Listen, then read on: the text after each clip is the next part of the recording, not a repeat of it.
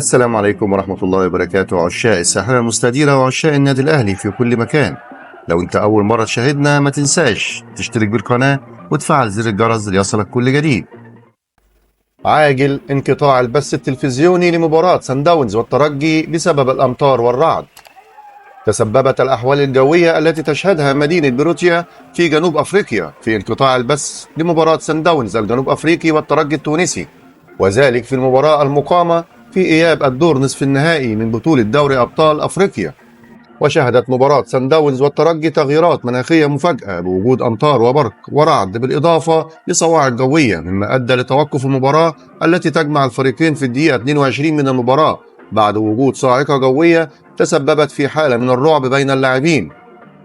وقام الحكم بتوجيه أمر للاعبين بالتوجه لغرف الملابس من أجل الاحتماء بها في ظل هطول الأمطار وتزايد البرق والرعد في الملعب، وذلك من أجل هدوء الأمر.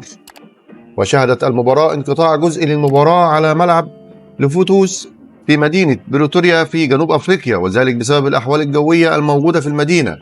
وكانت مباراة الذهاب بين الترجي التونسي وسان داونز انتهت بفوز البطل التونسي بهدف دون رد.